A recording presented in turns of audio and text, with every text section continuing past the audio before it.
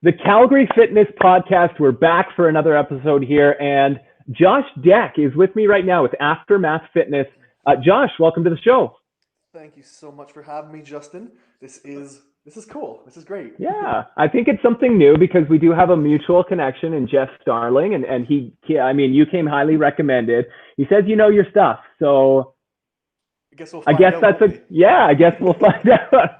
I want to know a little bit about you before we get into it. First off, you're a trainer, you worked with Aftermath Fitness. Tell me a little bit about you, your business, and who you help and who you serve. Well, I'll keep it short and sweet for you. I used to be a paramedic, and so there's a very deep ingrained love for biology and the inner workings of the body as a systemic unit. But actually, when I moved from Ontario, I came out to Alberta. The original plan was to become a paramedic. And I'd done some part time personal training in the past. But when I got out here, there was a license transfer issue. So I landed here, picked up a personal training job, ended up starting my own business 1 year later, and I've been doing that ever since. And I've really fallen in love. There's a reason I call it Aftermath Fitness. Uh, there are millions of people who kind of fall between the cracks when it comes down to the industry and what's required or what's been shown to them. And so the aftermath of all that is these people who are constantly trying to reach goals, never getting there, always in pain, always having strains, in loops of constant flux of diets and fads and trends. And so the aftermath are these people who are just stuck and effectively, when it comes down to personal self-esteem, emotion, and progress, they're devastated. And so that's my main target market. And I find it's probably about 75% women. Men are affected, but they just don't talk about it. So we don't really know, right? So let's dive into that. I think that, I mean, that's a whole big can of worms there. I think I Yes, would it have is. to agree with you. In the fitness industry, it is yo-yo central, and that's not to blame anybody. It's just because number one, they may be getting the wrong information, right? So it's confusing to them. Mhm. And number two, they just haven't found something that's kind of like a lifestyle rather than a plan. And I think that that's important to talk about as well. Is I'm going to assume that's how you approach it too. Very much. The whole body, I mean, you doing this for as long as you have, you've got all kinds of things that you could identify and say, the body is made up of so many different systems, but on the grand scheme of it, they all work together. If your neck hurts, you don't treat it, you're going to have pain in your ankle, right? And there's so much surrounding that, but that only applies to the physiology, but the biology and psychology of fitness, health, and wellness. So it is a can of worms, might be an understatement. Yeah, and I think that's the thing is like I love exercise programs out there for the sake of getting people moving, right? But if you're going through the same thing day in, day out, and really not even understanding the connection between why is my shoulder hurting and how you can kind of tweak that or even correct it down the road, I think that that's a really important connection. And it's people like you that would help them through. So I want to talk a little bit about that and talk about the body itself, how it works one in all together, all at once. So tell me a little bit about some of your clients, how you treat them, how you work with them, and how you help them. Well, that's actually a tough one to pin down. One of the things, it's a very evolving career and always an evolving profession, especially coming from the background that I have. Once people find out that you're a paramedic or used to be, a doctor or a police officer or something that's considered an authority figure in your field, they automatically lean a lot more trust into you. And because of that, I found myself digging for answers for questions that people wouldn't normally ask. And so I've ended up doing work with chiropractors, physiotherapists, functional neurologists, and so many different people, shadowing and working with them within their clinic, unofficially, of course, and just to try to learn the systems. And so a big thing that I do is I assess, like anybody should, gait, function, movement, muscular function. When you squat, are you in your butt hamstrings? Or are you finding yourself heavy in the knees? How's your posture? That's a very functional base, right? But one thing I want to look at is the neurological base, and that's often missed. So many people come in overdiagnosed with adrenal fatigue, right? When maybe adrenal exhaustion might be more accurate, but we look at that and we go, okay, you're stressed in life. So we're kind of starting to get towards that root, but the true cause is very rarely addressed. Stress and symptoms of stress and adrenal is often just a symptom of a functional or structural issue. And so one of the things I've come to learn to look at is the overall function of the central nervous system. starting at C1, C2. So many of us develop this text neck, right? That leaning forward, and by the time your head comes from standing straight at 0 pounds of force, pulling on the tissue in the back of your neck to a 90-degree bend chin to chest, you're looking at 75 pounds of progressive force pulling on those tissues. And so they strain. And when that C1, C2, that's the top two vertebrae there in that neck, get malaligned, it actually displaces your nervous system. And you end up with a sympathetic or your fight and flight overdrive, where that parasympathetic, your rest and digest, becomes shut down. And so you getting out of bed in the morning or being stuck in traffic is the same physiological, biological reaction as somebody pointing a gun into your face. And so that stresses the body on countless levels. We can start to address that. You can address the systemic nervous system in that same type of assessment and physiology. That pathway addresses to other injuries as well. Just because you hurt your shoulder doesn't mean it came from your shoulder. And that's something that I do very, very much in my field. So. And I'm curious too, like, let's pull back here to your time as a paramedic. First off, I mean, we've got to understand too that you have extensive training in the body itself and everything like that. Like, I think that's important to address here.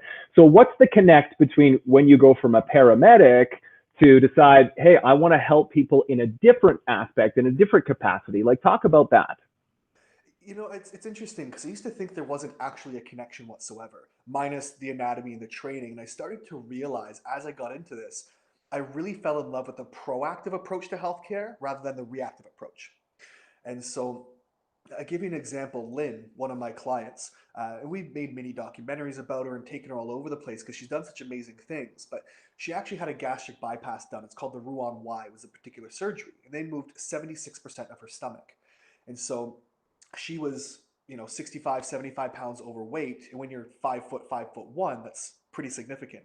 And so they cut out so much of that where she used to be able to eat. Now she'll have a bite of chicken and a spoonful of rice and she's full. And so she ended up losing a ton of weight. But she was type 2 diabetic, type 1.5. She used partial insulin. She had 17 pills and insulin for breakfast, 9 more pills at bedtime, sleeping with CPAP. She was on disability at work. She had high blood pressure, borderline congestive heart failure. And there was so much going on in her body, it was just rebelling and shutting down. And over the course of the last 5 years, she went from disability at work and all these medications and health problems to just last year, before COVID and everything broke down, or sorry, the year before, she actually competed for Team Canada and competed in the Raw Powerlifting Tournament. She now holds 11 world records. I believe it's 7 national and 4 provincial records in her division at age 62. And so that is unbelievable. It is amazing. She's an amazing woman. But that's what happens when you look at the body as a systemic unit. You can start to address the root cause of all these things, less so just start working out. And that's what differentiates just a workout. I use heavy air quotes on workout versus a plan or a program. And It's a different understanding and a different approach. And it's just proven to be really effective. Totally. And so throw out the name of that documentary. I think, if people who would want to check that out, I think it's not going to work for everybody, but at the same time, it's one of those things where people could really, really get some insight. Yeah, well, it's actually a 5 to 6 minute short documentary that we actually made. It's called The Grind, and it may be available on YouTube. I'll have to check on that one for sure, but it was just made privately for us, and it ended up not getting distributed, but it's on YouTube and it's on Facebook as well as our website, aftermathfitness.ca. But just really amazing. And I can't talk highly enough of people who go through those types of changes. So. Now, one of the things I noticed on your website too is that you do help with like pain relief too. And I think a lot of people, they do have that pain, say, in their knees, right? So let's talk a little bit about knee pain specifically. And let's talk about squatting and knee pain. And how do you address, I mean, you said you do an assessment and everything like that, but I do want to know about, from day 1 to say day 30, 60, 90, like, how do you progress? Do you even program squats in? Like, what do you look at there? Well, interestingly enough, I actually start squats almost right away. So once we establish why they're not squatting properly or what the dysfunction is, then we get them to squat right away. But we actually improve their function. So most people are used to squatting. Everything in the body is very anterior, posterior chain. Everything connects from the top of your forehead down to the tips of your toes in front, back of your head, under your feet to your toes in the back. And when we address these chains and these units as one piece, we can start to identify the weak link or the one that's just completely shut off entirely. So there's two methods of this. One, it's functional, or two, it's structural. In a structural deficit, you were born with one leg shorter, the bone is the way it is, and you work around it, get a lift. But functional is developed. And so somebody with Tex-Mex sitting at their job all day, improperly using the musculature, that is a functional development or a malalignment. And that's what we address right away. And so it either has a neurological cause or just a habitual cause. So either you're using the thing improperly that caused your injury, or like we talked about the neck, the back, what we call inhibitory chains. So if you have a malalignment in your middle back, we call it your TL junction. That's at the 12th thoracic and 1st lumbar junction. Uh, that'll malalign. What that'll actually do is inhibit the musculature of the rectus abdominis, the front abs, but hamstrings. And so you actually end up with an overuse of the quads, hip flexors, and piriformis. So you get hip pain and all that locks up. Now, it's not your fault. Your body knows what it needs to do, to squat, to walk, to run, to do stairs. It'll always do what it has to do, therefore recruiting other muscles. Those muscles aren't made to take the load. You strain the tissue, and you end up with this chronic knee pain. And so the common fix amongst doctors, GPs, get a brace, here's some ibuprofen, take a rest. And they're just not trained in the orthopedics of it. And even orthopedic surgeons, you give me a hammer, I fix with a hammer.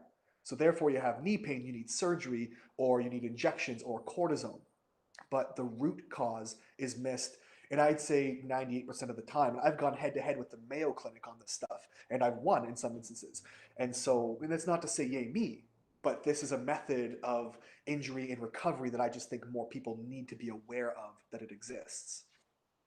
Does that answer the question? It was kind of a bit Yeah, of a runaround. 100%. Like I think that's when you talk about overuse of the hip flexors, piriformis, your quads. I mean, you think about too people sitting all day, right? And that can contribute to it too. I mean, we have been overworked as a society, just people at their desk, at their computers, and everything like that.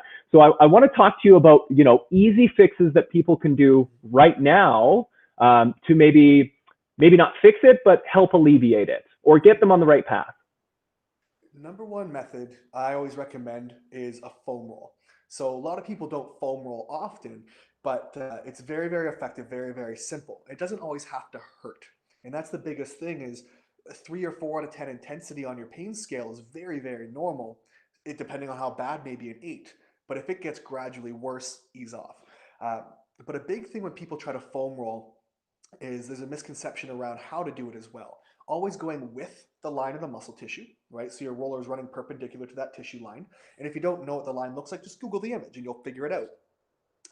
But short bursts, about 1 inch, like a piano key, back and forth, and then you move to the next.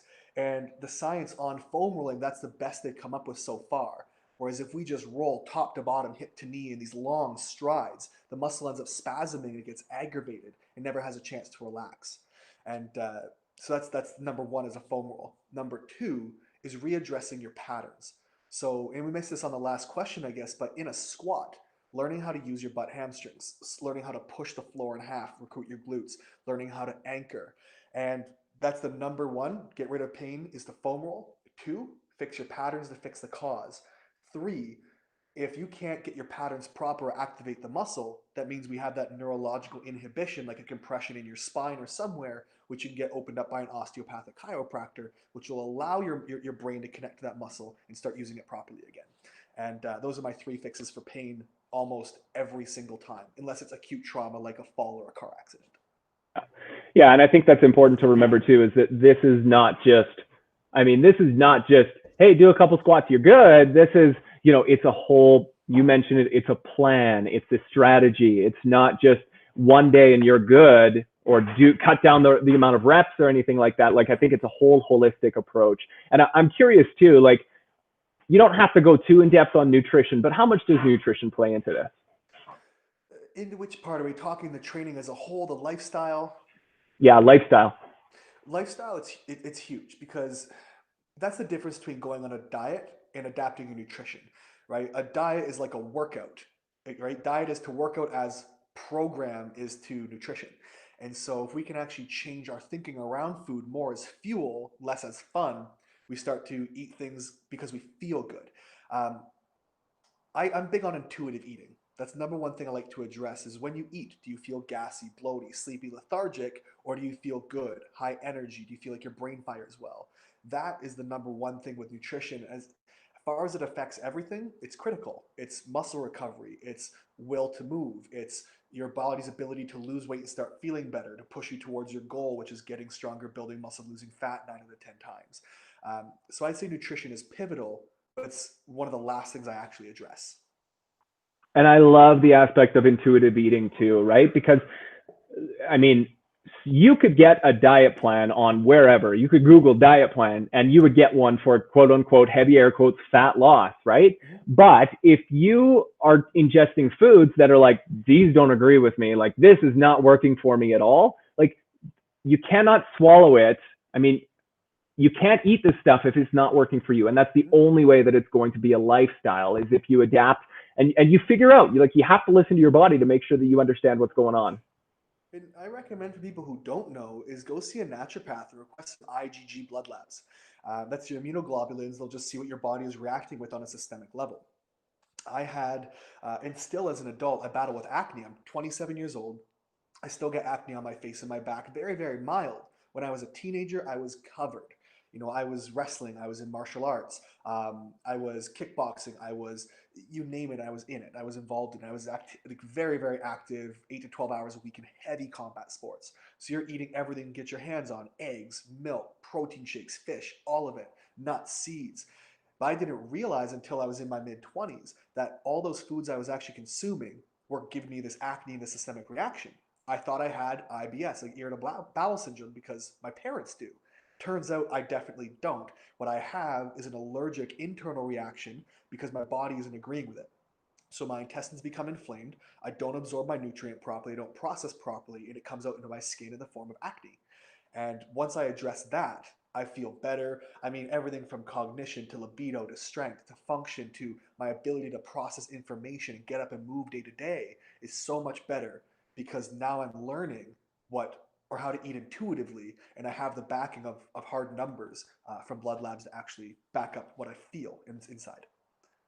And I love those indicators that you just gave me there too. Libido, energy, everything to that aspect. Like to me, those are the best indicators rather than weight loss and what the scale is telling you and those kinds of things. It's more about your energy, your libido. Like are you able to wake up with a smile on your face? Like those kinds of things, I think to me are better indicators. So understanding your body a little bit more, it will take some time and it's a little bit of a practice, but it's worth it. Absolutely. I mean, that intuition, it's hard to come by because we're so not used to it. A lot of us, it's like being in an abusive relationship, right? It's the best thing I've actually ever heard food described as. You don't know it's abusive until you're out and you're in a good one. And so you don't know sugar makes you lethargic until you go off of sugar for a while and come back, or process refined. You may not know that whey protein disagrees with you. You just think you're gassy until you go off of it and then come back onto it and you're gassy immediately. And there's just such a shift. That intuition is developed, but until you know the difference, man, and that's why I recommend blood labs because it gives you hard numbers to say this is not good, and start making changes from there. So huge, huge, huge on intuition. So you personally, are you like, what are you doing with eggs and dairy then? Completely, I avoid those like the plague. It is, they do not agree. I've accidentally had dairy or butter on stuff, and within 10 minutes to half an hour, I'm bloaty, I'm gassy. My wife leaves the room. Like, it is not a good time. And so it's definitely something. I mean, eggs within 2 days, I got acne popping up everywhere. My skin is aggravated. And the less I have them, the worse my reaction is. But on a day to day, man, if it causes me any kind of discomfort, I just don't eat it. So are you doing any whey supplements or Not at all. So, not at and all? that's something I'm actually struggling with right now is to get protein in because I can't have any dairy base. That covers whey, casein, anything like that. Um, I have certain seeds and nuts, sunflowers, almonds, pistachios. Those don't agree with me. So it's heavy on the meat protein and heavy on the greens. And I'm a very protein fat based diet. My body loves that. But because proteins are harder to come by and I don't feel great if I eat a ton of meat, I have to adapt some carbs. And so I'm still, even now, it changes week to week as hormone balances and age and different things change, training styles, all of that. It's a constant balancing act of trying to figure out where I'm putting my macros and where they're coming from. Um, but anything that I know gives me a problem, I just avoid entirely. Awesome. So I want to shift gears here and let's talk a little bit about COVID-19. It's pretty devastating with the fitness community, especially because gyms, obviously, they're in phase 3 of reopening here in Calgary. So I'm really curious, like, tell me how it's affected your business and how you're adapting. Well, it's been interesting. In one regard, it's affected us dramatically. In the other, it's actually been really beneficial. So, much like any industry, we've learned to pivot. We have to pivot.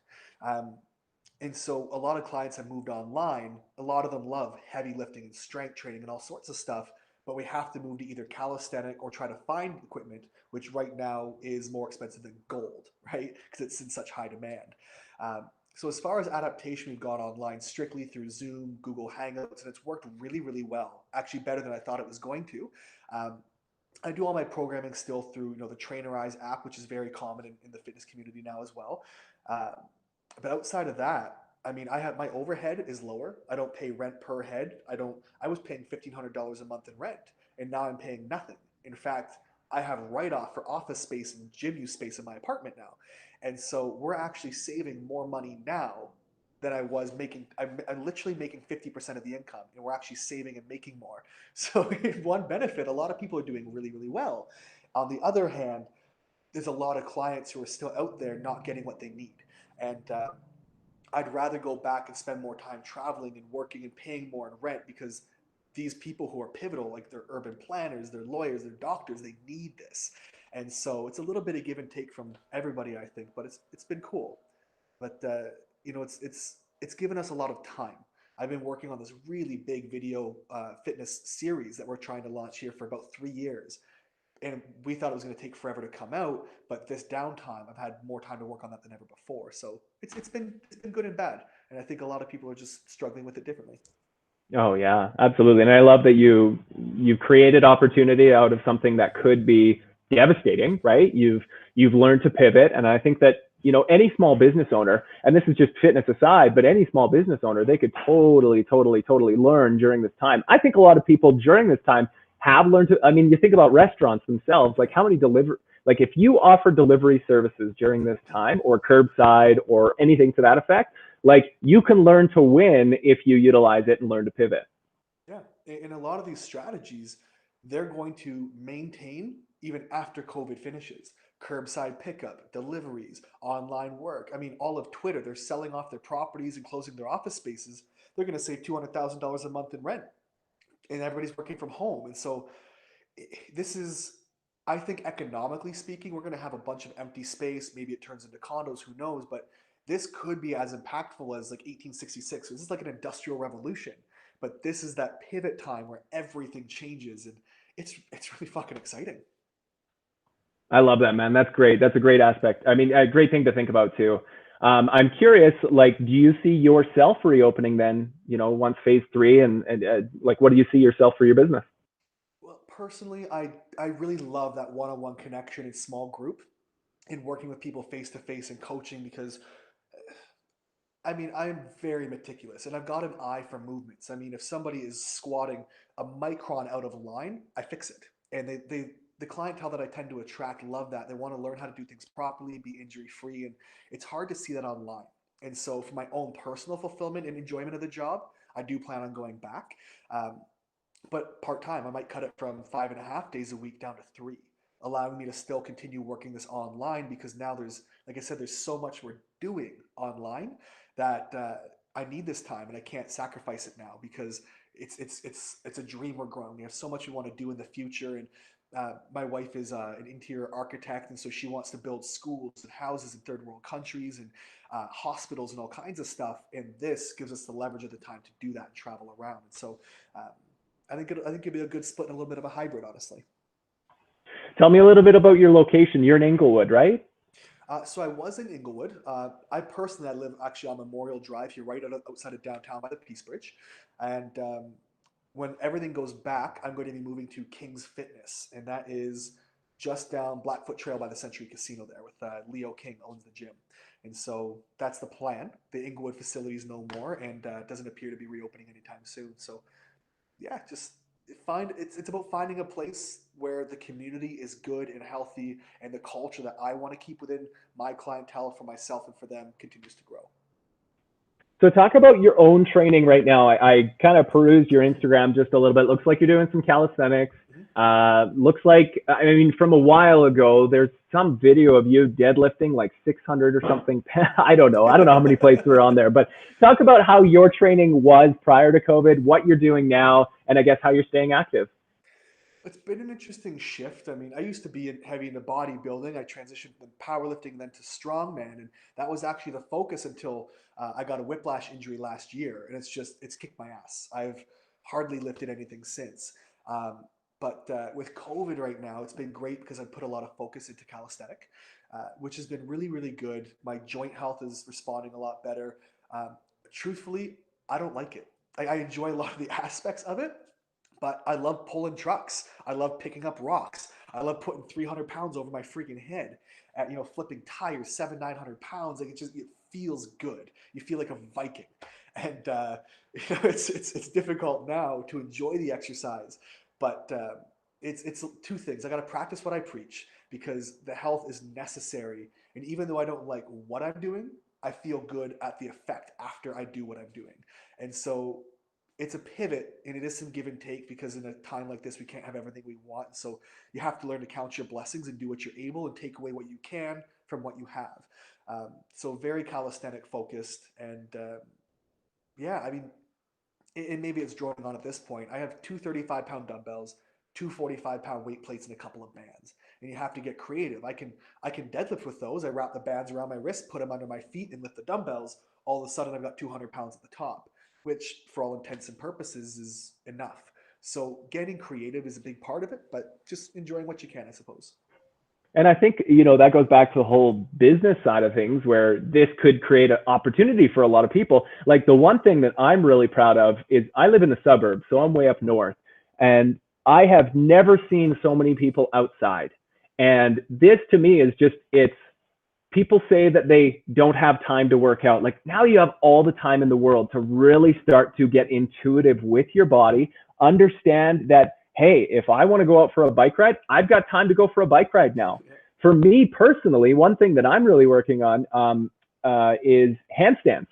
So I want to get to a point where I can walk on my hands. I 5 days ago, I'm actually in a walking boot right now. So I suffered actually a tendon tear on my right foot. Yeah, honestly, Josh, I was outside in front of my house warming up. I was doing bum kicks, stepped on an uneven piece of pavement, and pop, there goes my ankle. I had to go to Emerge. Yeah, so I'm in a walking boot for the next 8 to 12 weeks. So it's about getting creative now. And, I have a set of resistance bands. I've got 35s, 50s, resistance bands, a tea towel. I can create a full workout just with a tea towel, right? So I think it's just, yeah, like you said, it's getting creative. Yeah, I'm gonna have to learn a few things from you. That's amazing. Yeah, it's wild. Hey, just the little things. I'm actually big on, and it's a bit off topic now, but when it comes to injury repair, I am big on peptide and hormone therapy for that. If you're familiar with BPC 157 and TB 500, the two peptides actually naturally derived from the body. They come from the gut. BPC stands for body protective compound, and it is produced in the intestines. But it is a derivative, and it's actually site injected, and it actually speeds up recovery anywhere from 3 to 6 times as fast. No way. It's incredible. Now, unfortunately, it is a peptide. It is natural, therefore you can't patent it, so it's not readily available at pharmacies. So you have to kind of know a guy. But things like that are incredible for repair and tissue repair or time. I mean, tendons are one of those things that they're tricky, man. If you don't hit it right, it can be a big pain in the ass for a lot of years. Oh, absolutely. And that's the one thing is, being smart and doing my exercises, my banded exercises, and keeping it elevated and everything like that. That's the one thing that I've been focusing on so far. So it's been good. Wicked. Yeah, I mean, I encourage you to keep going, man. Honestly, I'd be very, very curious to have you send me some stuff on your tea towel exercises. I think that's really amazing. I've never done one. I have a couple that I do with a towel, but not a Yeah. whole program. I think that's really Oh, amazing. it's, you know what? It's just, it was getting creative one day, and it was especially the fact that I can't stand, right? Like I can't have put a lot of sustained weight. Well, so it was like a chair, tea towel workout, and I was focused more on like isometric holds and isometric, and doing that kind of thing. That's I don't know. I found it works for me, and it was really like a modified Superman. Like one thing I would do is do a modified Superman and then mimic like a lat pull down. Yeah. Keeping it wide and working on that shoulder blade health, and that was, it was amazing what happened. So that was Yeah. good. Yeah, those will kick your ass. And those ones I was Yeah, actually taught as a Cobra press. Another one you might quite like is the same position, keeping your arms up, obviously scap health instead of lumbar, but rocking yeah. your hands back and forth in this U shape. And it works your lats, it works your erectors, it works everything. Uh, but yeah, I'd love to get some resources from you on that. That's great. Love it. So I'm curious, Josh, tell me, I mean, this might, differ from client to client and you personally, but if you were to define the word healthy, how would you do that? I wish you asked me this one sooner so I could prepare something. Healthy is very objective. And honestly, I'm not sure I can define it with a single sentence. Healthy is a concept, and everybody has a different goal of healthy. I mean, there has been tons of controversy around self love and body image. And you look at advocates like Lizzo and all kinds of stuff. And you get these women, they're bigger women, plus size models. And on paper, they're actually very healthy. And so for them, they're healthy. Then you have people who come in and slam that and say, no, your body fat has to be X percentage to be healthy. Well, not always the case. And for me, I look at health on paper and by feel. Do you feel good? Do you have energy? Are you happy? And that ties into psychological health as well. You can look good aesthetically, but if you're not happy with the way your body looks, you're not going to be healthy. You're going to have an increase in stress hormones. So, as far as a blood panel is concerned, are you healthy? And as far as your mood and movement concerns, are you healthy? Right? And that as a concept is how I would define it. And so, I think success for that's going to vary from person to person dramatically. And sorry, I'm just going through your Instagram here because one of the hashtags that you use quite a bit is uh, like normative bodies, like, or am I misquoting Normalize you normal there? bodies. Okay, so tell me It, about it, that. What is uh, that concept, and how do you look at that? so normalize normal bodies. It's exactly what I was talking about here when it comes to health. It's tough with this movement of body love and body image because for a lot of people, it is just an excuse to do nothing and go, I'm happy with me. And if you truly are, power to you. I have no business and no place telling you how you should look, how you should feel, or what's good. Just because it's good for me doesn't make it good for you. And maybe you're in a place right now in your life where health and fitness is low priority. For you, it's mental health. And that's what you need in order to progress towards physical health, which is great. Um, but normalize normal bodies is a movement that's really coming to right now, and it's pushed by a couple of people I do follow on Instagram as well. Where as a concept, it's like my body is normal, my body is healthy. Acne is normal, skin folds are normal, wrinkles are normal. Where instead we're chasing this Instagram perfection, right? You look on women's health and men's health and magazines, and it's so dangerous. These detoxes, detoxes, 30-day shreds, where you have these photoshops, and oftentimes the before photos are actually taken after bloating and waterlogging. And I've done that. I've done it before to win prizes for competitions because I know how to cheat the system. And we're always chasing this magazine perfection, and it's toxic because then we're never happy, we're never healthy, and we're going to these, we're getting desperate. Desperation causes people to chase dramatic events and results, which is juice cleanses and these crazy over the top exercise programs rather than the proactivity. And so normalize normal bodies is just accepting who we are and how we are and taking a step back from magazine perfection and saying that's not real. And I'm just looking at one of your posts here. It's aptly titled, "Are Abs Really Worth the Hassle?" Tell me what Yes. you think about that. Well, interestingly enough, so my wife and I, she's been really working hard on getting the Instagram up. And so that's her. She actually wrote that post. And that comes actually from her experience having competed in a bikini competition. And so she had chased these abs, she had chased this perfect style. She hated her life. She was actually um, very strong. She was an Olympic lifter, was working into CrossFit, and I mean, she was at 130 pounds, was snatching 160. She had a clean and jerk of almost 200, and for a 5'5" woman at 130, it's pretty freaking strong. But after this bikini competition, she was always getting this like, well, now I think I'm too big, or now I think I'm not looking this way, or I should look that way. And she started to take this intrinsic look when she wrote that post, and she says, we need to tell people about this. Are abs really worth it? Is it worth the chase? Is it worth constantly hating your body every day to get the abs? Because at the end of that day, when you finally get them, you feel like shit, right?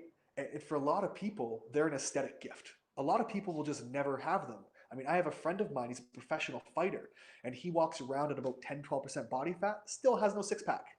But that's okay because that's his body type. And so I think we need to normalize that as not an ideal, but take healthy as our next ideal and accept what we look like, putting aesthetic aside. And that's what that post is really about. I love that. And I love that whole attitude. And to be honest with you, that has really shifted in my fitness business, because when I first started, it was about how I look, and it was about, the six pack and the muscles and everything like that. But now I've got two young girls. I don't think that spreading that message early on is beneficial to me, beneficial to them, beneficial to really anybody. And as a dad, like, I want my girls to grow up respecting their bodies, and just like that, normalizing, their bodies, and realizing that they are normal. Yeah, it's really sad how far this permeates. And now we're talking about kids. We actually had a woman comment on our post, and she had said, "My 7-year-old daughter called herself fat the other day." And as a dad, you can imagine what that does to you. And I don't have kids. I work with a lot of kids through personal safety training and stuff, and I do a lot of work with kids. I love working with kids, but I can't imagine having a 7-year-old girl come up to me and say, "Excuse me, I think I'm fat. Please help." And that's devastating for a child, and to start that young. And so we have such a toxicity permeating our culture, where kids on Instagram, and it goes from childhood to adulthood. We're always chasing this thing we'll never have. The Photoshop, the angles, the lighting, and so there's a lot of really great inspirational people out there trying to normalize this stuff. And I really do have to credit a lot of my ideals on this one to Jeff Starling. That's Everybody's Stronger, who I believe you just did an interview with. Because I used to joke with him, and I mean, I joke half, but I mean it. I'm a really good trainer, man. Our clients got world records. I've gone head to head with the Mayo Clinic, and I fought them on it. And I come back and fixed injuries when they wanted to do surgery, and all these really great feats. But I am a shitty coach, right? Jeff is a phenomenal coach, and that's what I'm trying to emulate and learn from people like that, where we can start to step back and look at the psychology and look at how people are and why they are, and encourage them first to become comfortable with yourself. And I've done a lot of work with that, where we can't lose weight, right? You're trying to exercise, you're eating well, all this stuff, and you're not getting the body fat you want. Well, a lot of it is stress hormones, whether it's neurological, C1, C2, and over correctiveness of your sympathetic system. Sometimes it's stress hormones and cortisol, imbalance of testosterone, estrogen, insulin levels, whatever. But as you start to reduce stress, and actually, and this is the irony of it, it's a gross irony, when you actually finally accept yourself and your body and go, okay, not I wish I was, but instead what's next from here, you reduce those stress hormones and you lose the body fat anyway. So it's kind of a sick and twisted lesson to learn, but it really is just the way it is. And I think it's kind of ironic and pretty amazing that that happens. So I'm really curious, like, let's talk about how somebody could work at that, because it's a process, right? You do have to work on it. It can't just come naturally. So how do you recommend that people work on that? And that's got nothing to do with fitness, right? So, let's talk about, how does someone work on that? Well, it does have everything and nothing to do with it. I think the biggest thing when you're working on changing your perception of yourself, it's going to be changing your influences. Who do you follow on Instagram? What magazines do you buy? What ideals do you hold for yourself? When you change those external influences, you change your intrinsic thought process. And it, there's an old philosophy that goes back that you are the sum average of the closest five friends. And that applies to friends and influences. If your friends are all millionaires, odds are you're going to adopt the thought processes and work ethic that makes you a millionaire. If your five closest friends are drug addicts and they're broke all the time, odds are you're going to have a drug problem and become broke.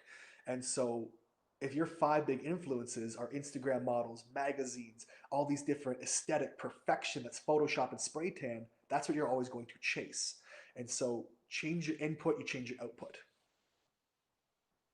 Love that. And, I will apologize / not apologize. I mean, so I work in the news media, and I've been doing that for 10 years. That's what I went to school for. But we in the media have responsibilities to make sure that we understand that, right? And really get, this is why I'm starting this platform. My podcast, the Calgary Fitness Podcast, is for reasons like this, to talk to people like you, to know that it's not about magazine covers, and it's not about a 60-second Instagram video that you see. I mean, this is what you see on Instagram is like the top 1%, and we can't treat ourselves with disrespect every single day. So I think that it's my responsibility now to understand that I have this platform.